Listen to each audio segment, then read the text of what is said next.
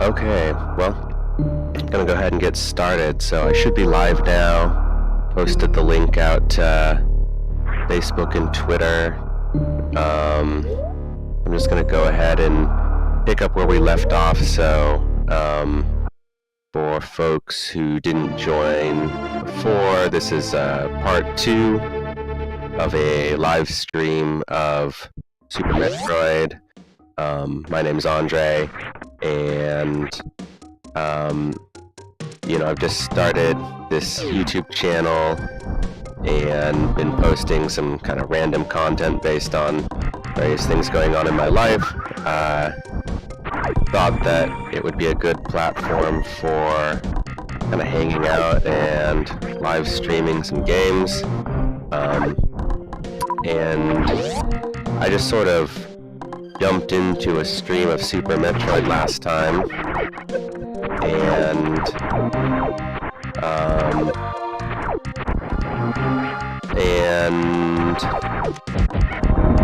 didn't have much of a plan for what I was going to talk about, so I just kind of talked about the game, and this time I thought maybe I could introduce myself a little bit more, introduce the channel, set some expectations, let you know a little bit more about what I'm about, and see if we can find some shared interests. So, let's see, just gonna try to kind of pick up on where I left off first before I jump into all of that. So, my recollection was I had fought that first plant boss. Looks like I'm retracing those steps mostly, so I got locked out briefly. I don't really think there's actually much more for me this way. So, after defeating that boss and going back to the save, just gonna take a look at my map. So, looks like we can go down further. We're in Brinstar. I don't remember if there's any other bosses on here, but... Okay, so it looks like there's a boss down in this area. Not sure how we'd get there. It looks like down is the name of the game. So I'll be descending further into the depths of Brinstar.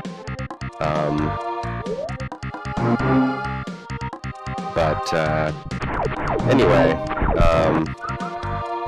yeah, so, let me start by saying if you're watching this right now, and, I'm live right now, but the video should be posted indefinitely, but congratulations, you're early on the Andre Stackhouse YouTube live streaming train.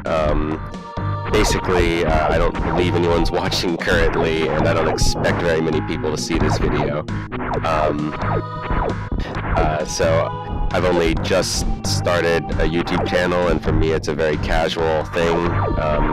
I'm going to see how much joy it brings me, how much work it is, and how worth it is to get further invested in it. So it could remain an every once in a while thing. Could be something I get more into. I do know I like making videos. I used to do it back in college. I worked for a UW TV and spent a fair amount of time editing videos. I took video production classes in high school, so video editing is a ton of work, and creating good content in general is a lot of work. Right now I'm really focusing on basically low-effort content, almost as low effort as I can get it. I aspire to make higher quality stuff in time. I have more time for it, maybe when I have better ideas. So there's a lot of time between now and never. But for now, I'm just trying to get myself to make videos, talk about topics that interest me, see if I can build any kind of audience. So if you're seeing this now, I assume maybe you know me from my personal life, maybe you're somebody who knows me through some of the work that I do. Maybe you know me through Twitter. Twitter is kind of one of my more active social networks, where I have a, reasonably large following.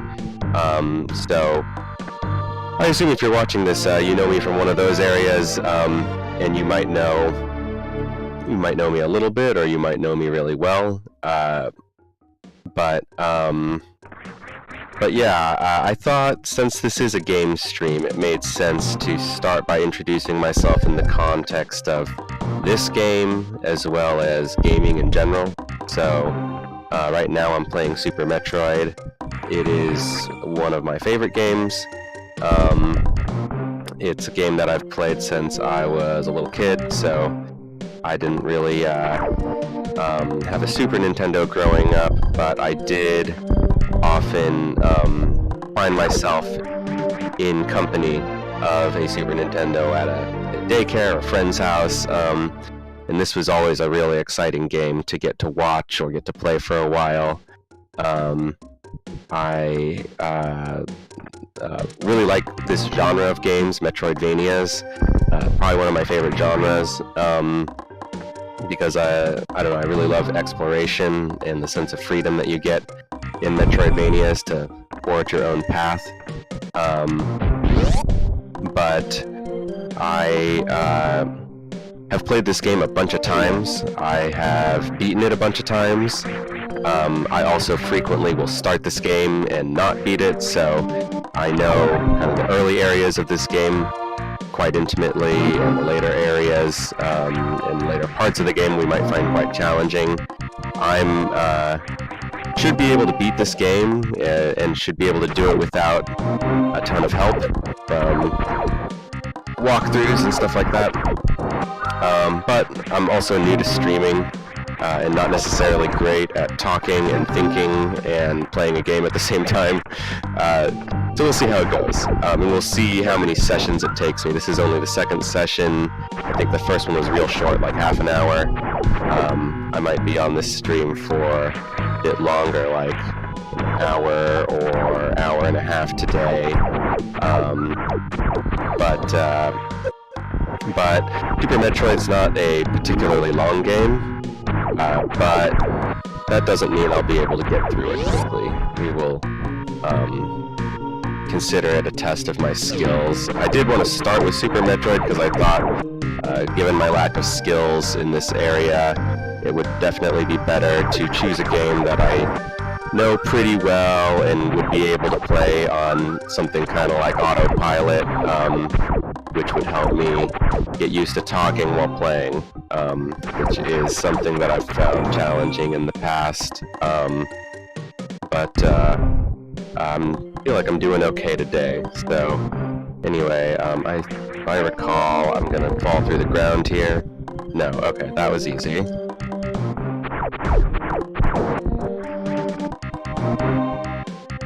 So when it comes to this channel, I have a lot of interests, and this is going to be like a personal channel, so it's not related to any particular organization or topic. My goal is to create a channel that's about me and my own interests. And I'm hoping to build an audience around those interests. So, I think that it's exciting to have the possibility of covering a lot of different topics and a lot of different interests. I know that sometimes the advice is that a YouTube channel should kind of stick to a topic,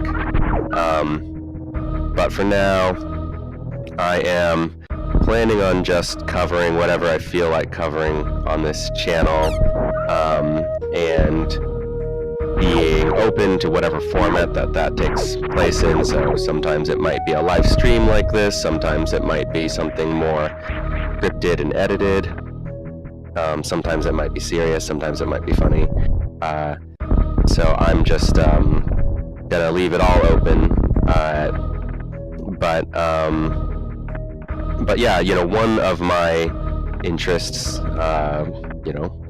pretty much as long as I can remember, has been video games. I've enjoyed playing them my whole life. I think probably got introduced to them at a I don't know how young, age 4 or 5, mostly by my dad, but this was in the early 90s, so a lot of this was like early Windows CD-ROM games, and I don't remember ever playing a original Nintendo, so my early memories are all PC gaming as well as Super Nintendo.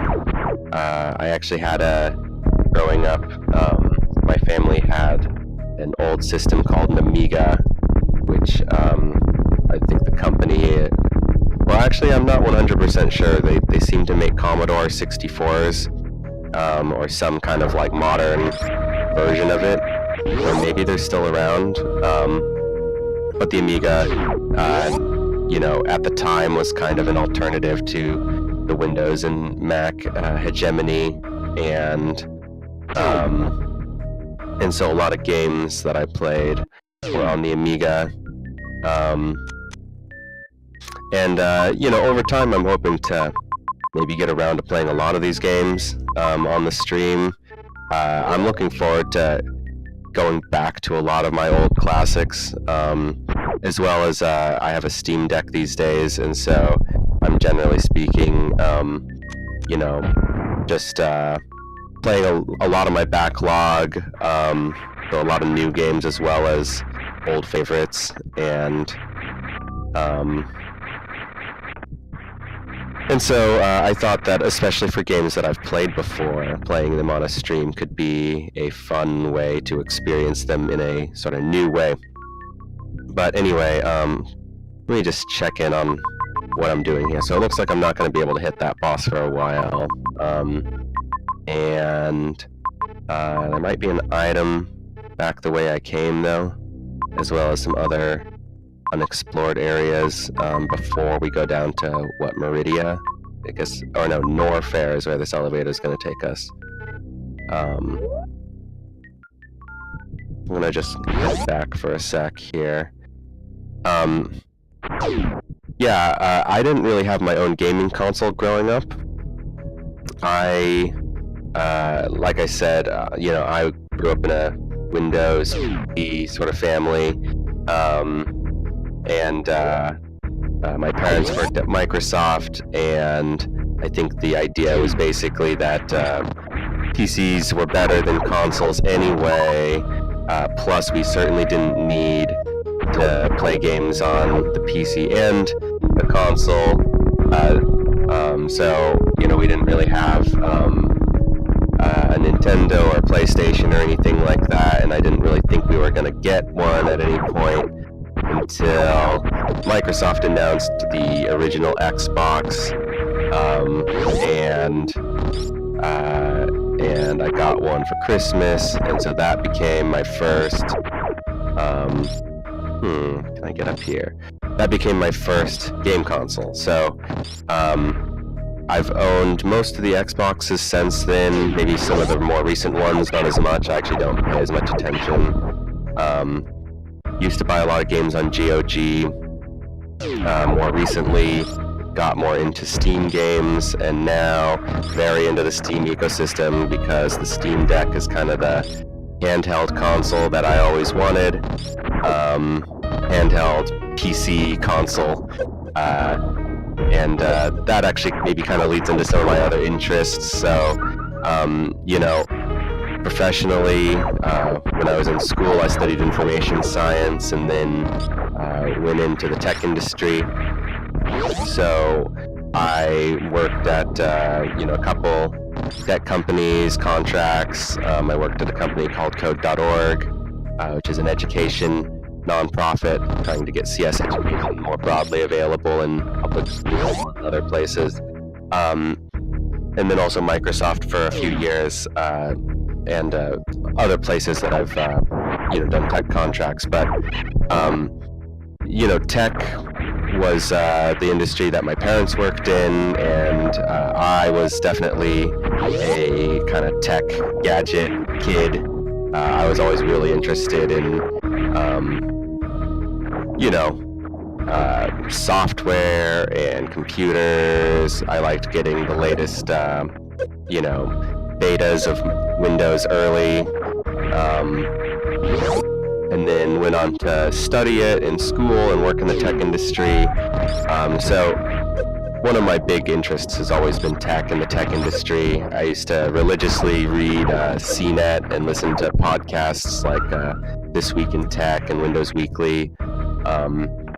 Was real heavy on the Microsoft tech for a long time.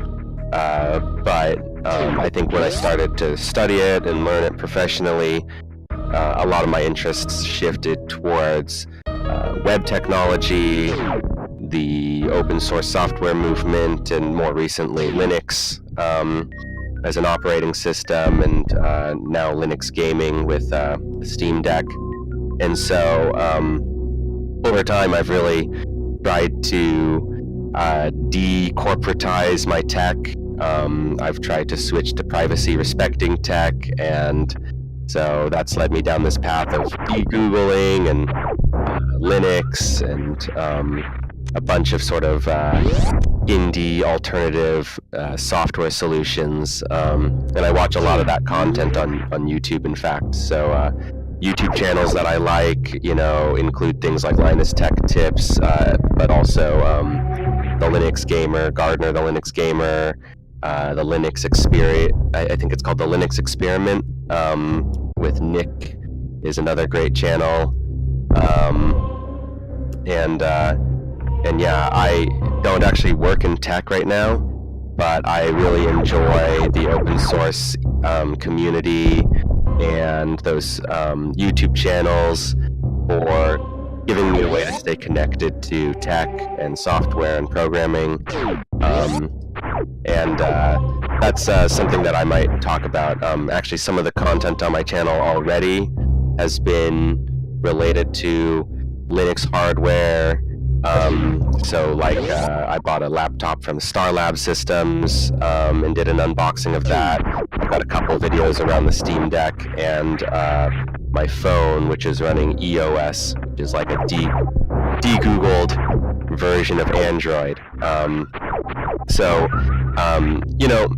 Those are really good examples of how I'm trying to take really normal things like buying a phone, buying a gaming system, and turning it into low-effort YouTube content.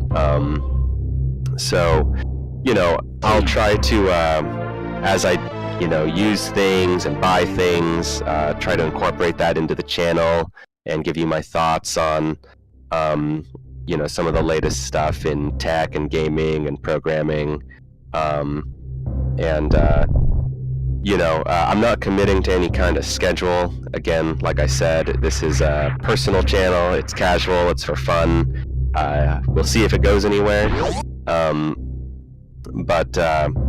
But yeah, I'm hoping these streams give me something that I can do semi-regularly, pretty easily. Other stuff I might just do as it comes up in my life, like reviews. But I think there's going to be lots of cool stuff to talk about. I think one of the other things that I haven't talked about as much on YouTube, even though there's a huge audience for it. So a lot of the content I watch on YouTube is political, and a lot of it, I should add, is not necessarily very good. So there's a lot of political content on YouTube. A lot of it is crazy. A lot of it is highly propagandistic. But there's a huge audience for political content on YouTube, and my work now, since I left tech a couple years ago, has been in politics. And so I'm, political organizer, I guess you could say, and I work mostly on universal health care. It's my primary issue, Medicare for all federally, and then in Washington State we have a campaign called Whole Washington that is focused on basically a statewide version of Medicare for all, and that's my main line of work now, and so there are times where I might talk about politics on this channel, sometimes maybe on the stream, other times I might make a standalone video. I do podcasts and interviews all the time for my work, so it's possible you've seen me on other YouTube channels like Sabby Sabs, The Vanguard. I was on Status Coup once. I was on Bad Faith once. So, really in the world of YouTube, I've been more on other people's channels, and it's been, to talk about the universal healthcare movement and the work that I do with a number of organizations. And so in that sense, it's kind of nice to have a channel to be on the other side where it's, I'm the host and I get to determine what gets talked about and kind of go at my own speed and energy. But there's a lot of work that needs to be done when it comes to just political education, messaging. One of the reasons I think I'm actually getting into YouTube is, in fact, to help with this. So I really appreciate a lot of the people who do YouTube politics. I really do think it helps build a movement. It helps, kind of make an inclusive. For many people, YouTube is a great entry point for them into politics, and I think that we hope that it's not the ending point, right? I hope that if you get into politics on YouTube because you see a video that interests you, that breaks something down and makes it easy for you, that sparks an interest and a curiosity to learn more, to maybe read some books, to get involved in your local community groups, to vote, inform yourself. So anyway, I really hope that if I do YouTube politics stuff, it's the sort of thing that encourages people to take political action and to get more involved rather than just vent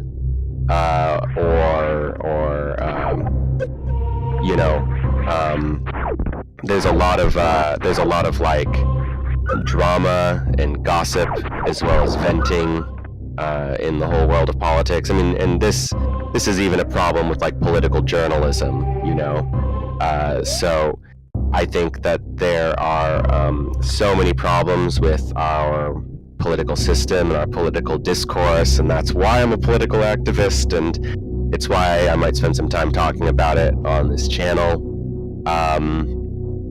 But then I think the last major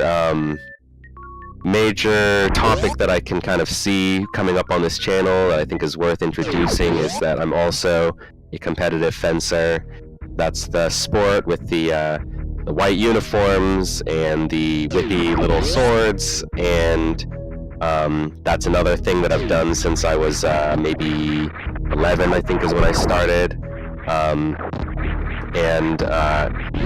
I did it all through high school and most of college, and then kind of petered out for a while. I was focused on starting my career and school and social life and all of that stuff, so it became harder to remain a competitive fencer and to train at the level that I had been when I was competing and traveling all over the country, and basically considered it the most important thing in my life. So it took a back seat for a while.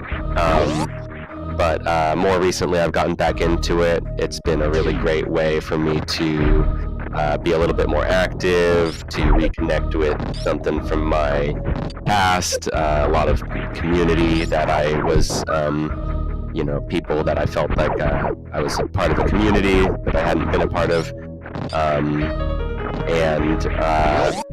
and now fencing coach as well as a competitive fencer.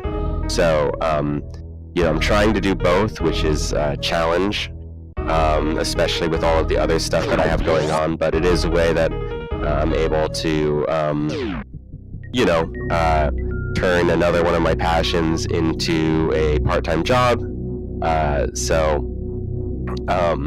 There is some pretty cool fencing content on YouTube. I know that there are lots of people who fence who watch YouTube, and maybe some of them will find themselves on this channel, and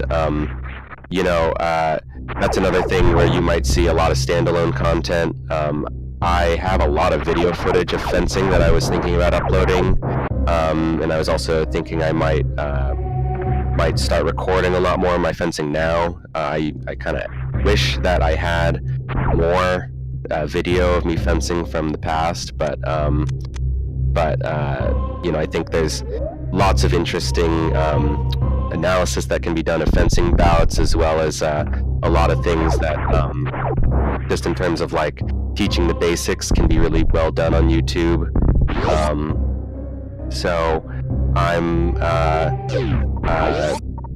thinking that that's something that I might talk about on the channel, and so what did we get to there? Tech, politics, gaming, and fencing. Healthcare specifically. That's a lot of different topics, and I really assume that very few people in any audience that I would be able to build would be interested in all of those topics. But my hope is that folks will be able to figure out what they want to tune into, and that actually gets me to what my kind of calls to action are for today, which is if you are listening to this, and you want to see more of it, of course, subscribe to the channel. I'll try to keep the content coming somewhat regularly as best I can, but if you can leave a comment and let me know what kind of games you might want to see me play. I'm going to try to get through this Metroid playthrough. It's possible I could do a couple playthroughs at once and switch between them. Also, I'm feeling really stuck right now. I don't know if y'all have been paying enough attention to the video to notice, but I'm a little bit wondering where to go next. And I know that I talked a big game about how I'd be able to get through this without help. But anyway, let me know what kind of games you'd like to see me play. Let me know what topics sound interesting to you. Again, like I said, I have a lot of interests. I really like learning. I go into kind of YouTube deep dives all the time where I get really obsessed with something.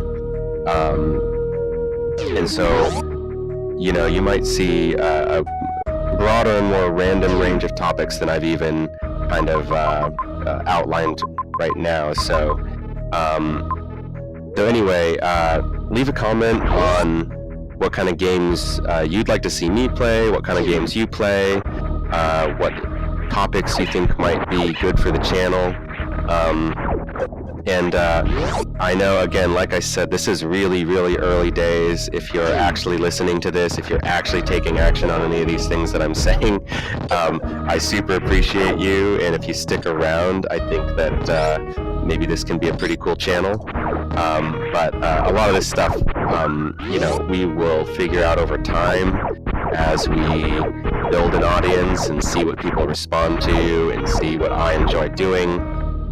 So that's why it's called Super Metroid and Chill, because it's super casual, and I am not worried about a thing other than figuring out where to go next. Okay, so I'm going to now talk less about me and focus a little bit more on the game. Aha! Okay, I got it. The high jump boots that I got earlier allowed me to get past this. See, I told you I wouldn't be stuck for long. Okay, back on track. So, okay, but I did make that annoying mistake. Game is trolling me. Okay. Cool. So let's see what we get on the other side of this door.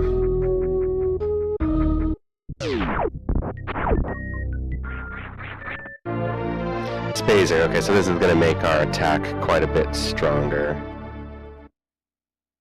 And cover more ground, so yeah. Now it's going to be way easier to hit.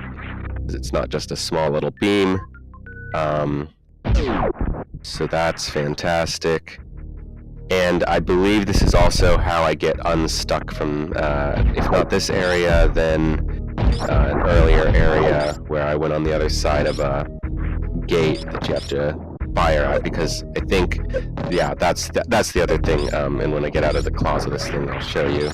The other thing that's significant about the Spazer is look at how it shoots through that barrier. So when I just had the little beam, it would have stopped at the ground, but now I can actually attack enemies through obstacles, so that's incredibly valuable. I'm being very lazy on the platforming, as you can see.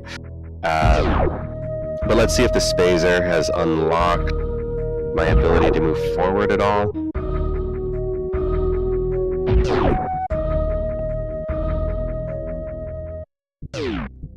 So here, I feel like it's not going to help me with here. I'm going to check anyway. But, oh no, maybe the high jump boots help me here. Now that I have the high jump boots, can I just jump into here? I can. Okay, nice.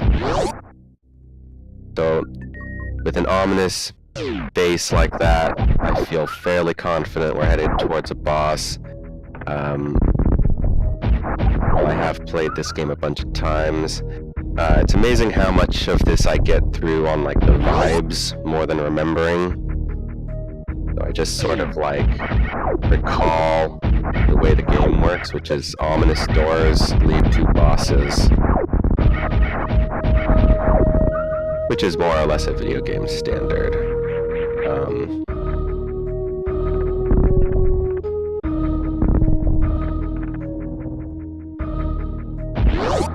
Okay, new save spot.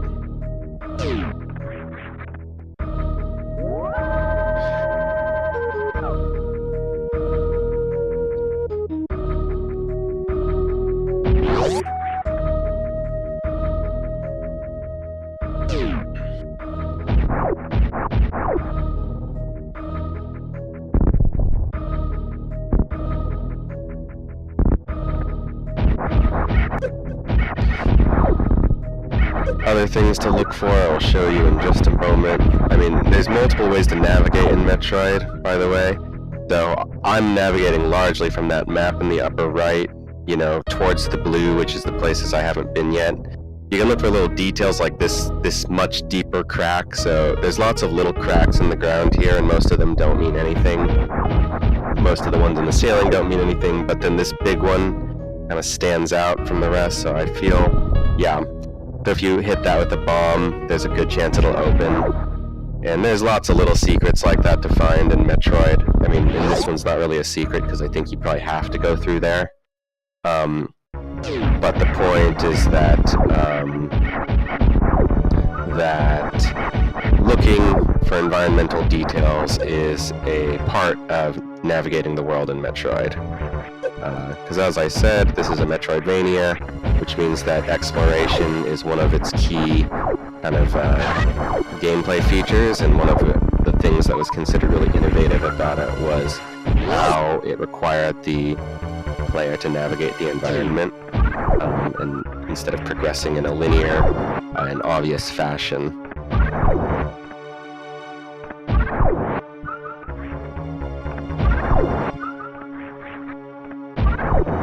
So, since I'm fighting a boss, I'm just charging up on health. Want to give myself the best chances possible. I did get a save just before this, so, you know, the stakes are fairly low, but... Dead person, again, like I said, not too many dead humans, though it's, you know, it's fence posting a dangerous and ominous situation. I think I need missiles to open this up. Gotta hit him right in the eye. Do I have to do it with a super missile? Maybe you have to do it with a super missile. Alright. I think this fella is named Kraid. I could be wrong. We saw his little offspring, her little offspring.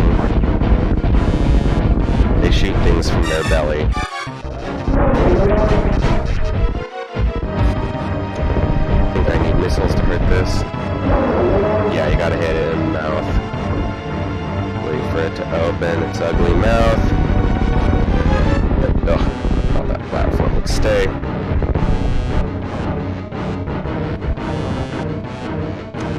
ahead and use super missiles. Just get this done faster. Try to wasting them all. Yeah, there we go. And backing off a bit.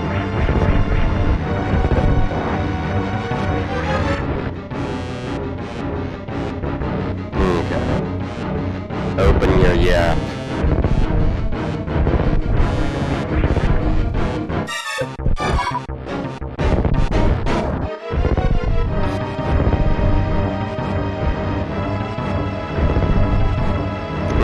It needs to, I think, okay, actually I need to shoot it in the face first, and then that gets it to open its mouth. I got it, okay. I'm gonna do it from here. Don't worry about me, I got it.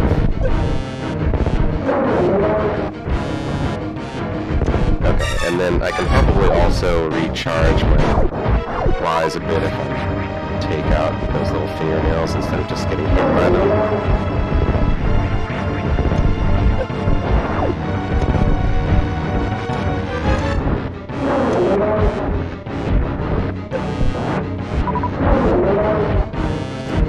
Fingernails are blocking.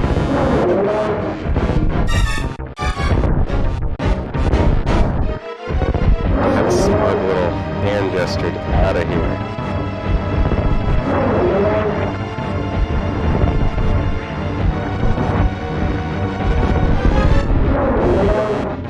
Alright, I won.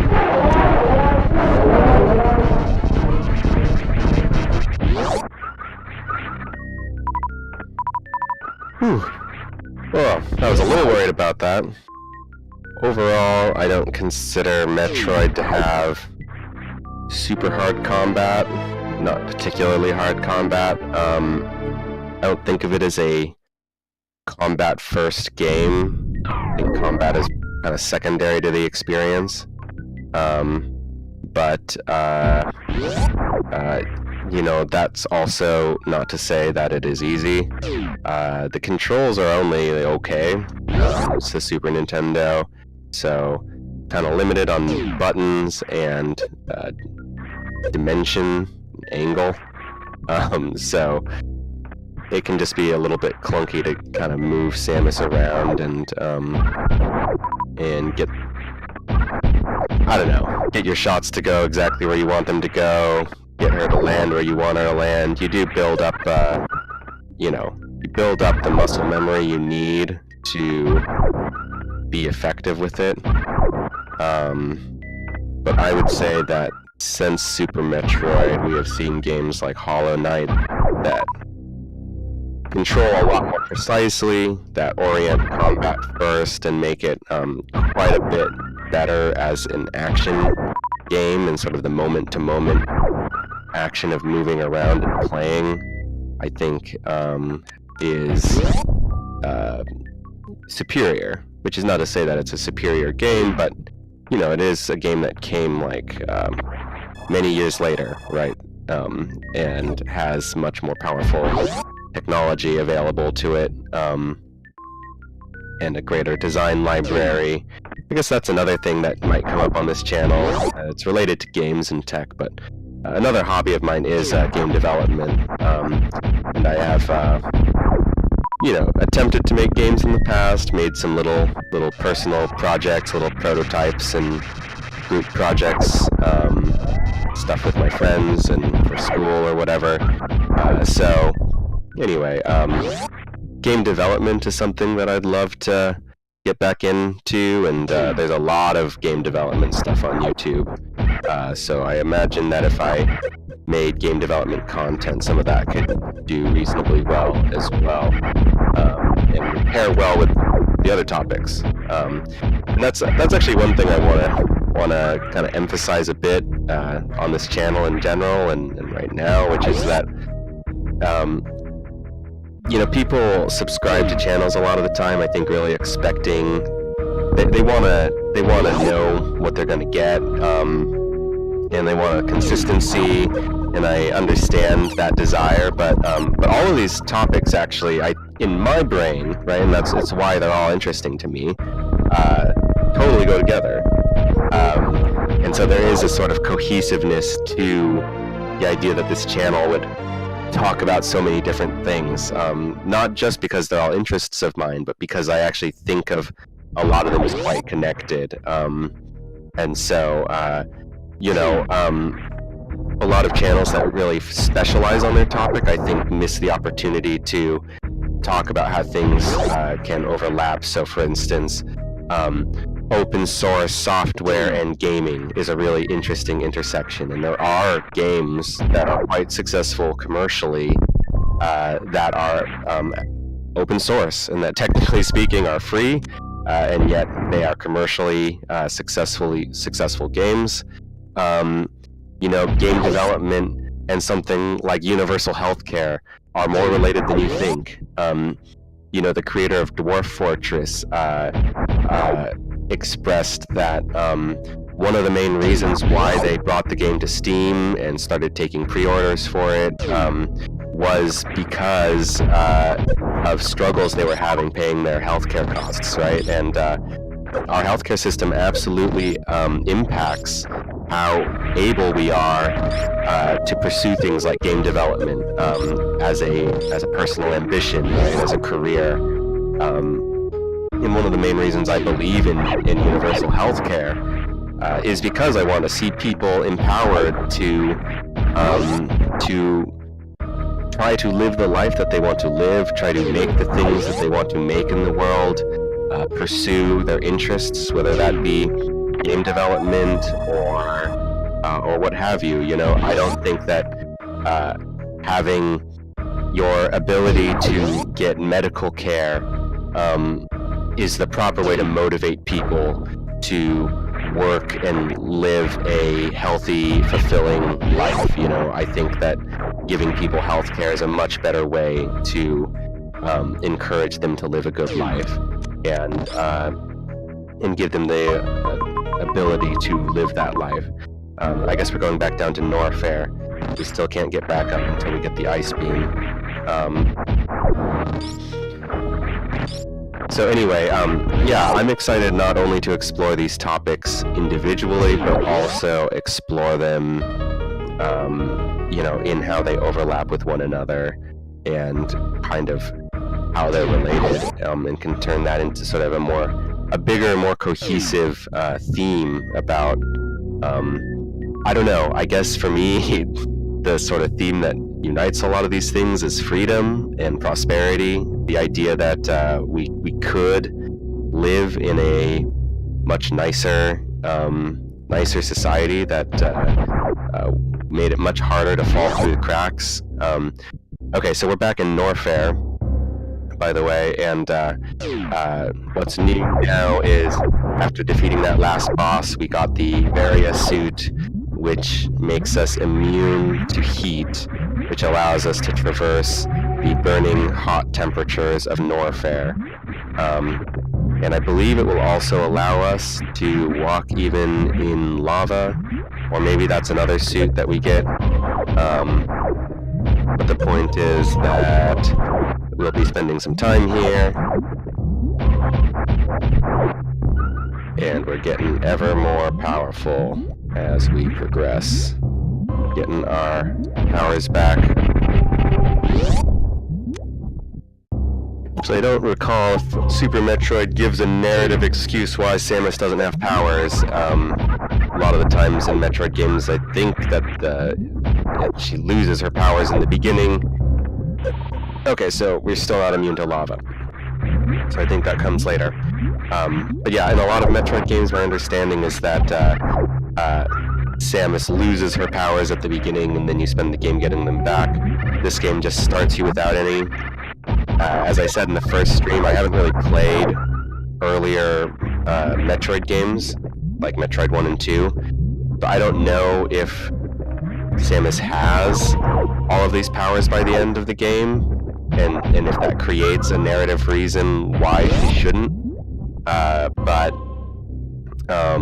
but I assume that a lot of Samus's trademark powers were established in the first two games. Super Metroid, I'm not sure if it even brought any new ones to the table, but it seems like I would expect Super Metroid to in large part be a refinement on execution when it comes to the game design, when it comes to the music and graphics, and the sort of quality of life. I think that's what made Super Metroid the really standout title. Earlier titles, of course, were on, I believe, the Nintendo Entertainment System, as well as maybe the original Game Boy or something like that. But the Super Nintendo was, I think, the first system that could really create the moody atmosphere that they were going for, and you know, frankly, I think that the graphics and aesthetic of this game hold up super well. I still find it so alien and otherworldly, and in that perfect way where it's strange, but you know, maybe kind of weirdly beautiful. It's a little bit unsettling, and yet the more time you spend there, the more you feel kind of at home. You know, I like to feel like I know Planet Zebes pretty well. You know, it's like coming back to an old favorite vacation spot or something for me. And I do think I still find new little surprises now and then. You know, I doubt I've seen everything in Super Metroid, and maybe I never will. It's, you know, there's just a lot of stuff, and a lot of it can be really difficult to find and to get to, even once you have found it.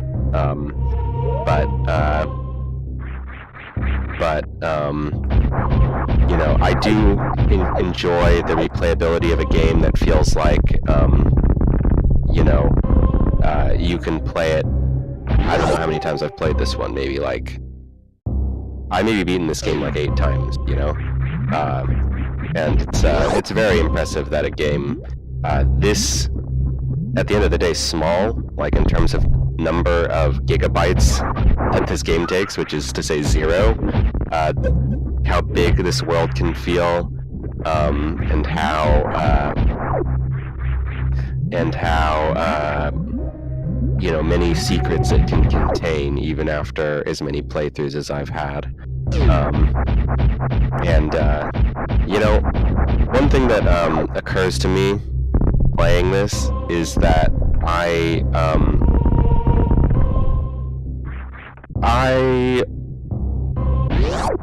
have played a lot of Metroidvanias that have come since Super Metroid. There's a lot of indie Metroidvanias that are clearly taking their inspiration from Super Metroid. You know, a lot of the times they really wear it on their sleeves. Other times they try to kind of go more in their own direction.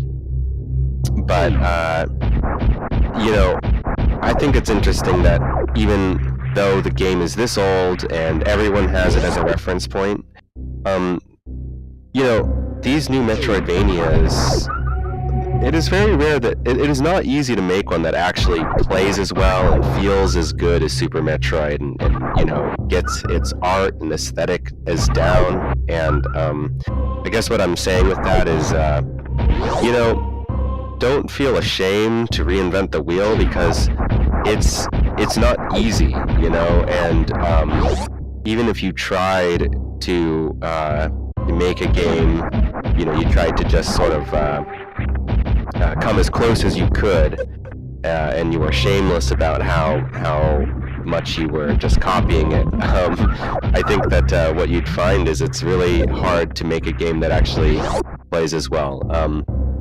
So if you were able to achieve something that really was, you know, felt as good as Metroid to play, I think it's an accomplishment in itself. I also will just add, I do think that you might actually have an easier time making a great game if you don't just copy it, right? Like if you bring your own creativity and inspiration to it, you'll make something certainly that's fresher than a copy of an ancient game, but you'll probably also just make something better because you'll be igniting your own passion around it, and that will be fueling you to work hard on it and to not take shortcuts and to really care about the product. But anyway, we're just continuing through, and I don't know exactly where this is taking us. I do believe that we are on our way to getting the ice beam, and that might be a good stopping point, as we are at about 52 minutes on stream. So I'm guessing that if I can find the ice beam, beat the boss, get to a save point, that will make the stream just about the perfect length. So that is what we're going for. Hopefully I don't leave you hanging, and we can end with a big, a nice bookended accomplishment, feeling of accomplishment, and beat the baddie. But hopefully I find it soon, because I'm not exactly sure where I'm going. I don't have a map of Norfair yet. I have a weird feeling. Okay, get out of here. Yeah, there's something weird about this place. I think I'm supposed to come back here later. Of course, you can try to sequence break it with wall jumps if you got all day, but I don't think you want to watch me hurl myself against the wall endlessly. So let's continue upward.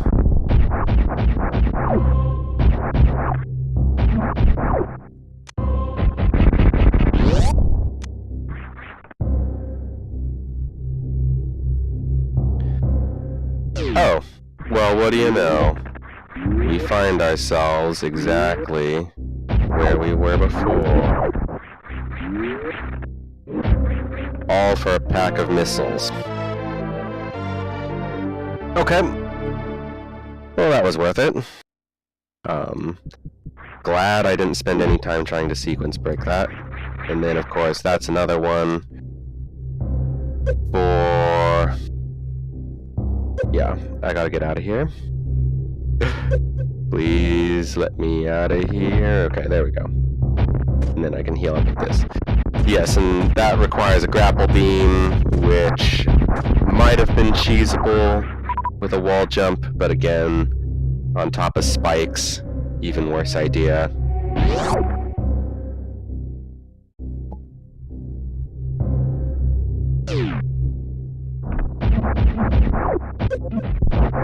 Okay, so continuing upward. These guys are annoying me, so I'm switching to missiles.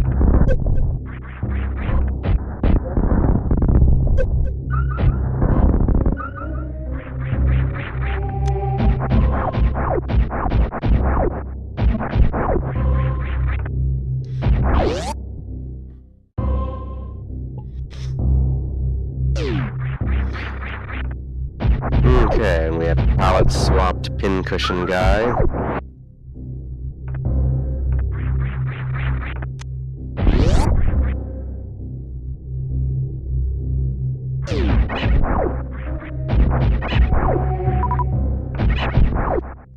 And it looks like we can go upwards here. Charge up real fast. I do appreciate that they give you, like, this supercharge station as opposed to the one bug at a time from wherever that first zone is. But let's see. Okay, so I gotta run over these things. Gonna make me wait for them to come back.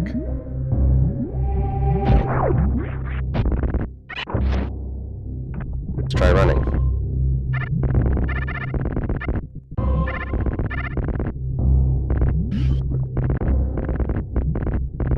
Alright, good hustle.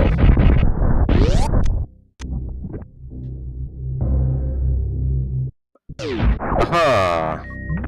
A sprint. Okay, well this could be our bookend. A nice, kinda low stakes, little boss fight thing.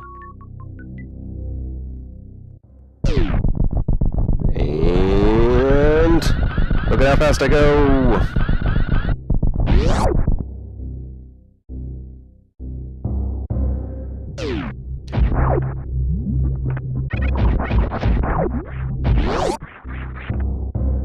Alright. We got ourselves a speed booster. And you know what? I think it is time. I've decided, because I see the save spot right here, I'm gonna go in here and save and call it a day.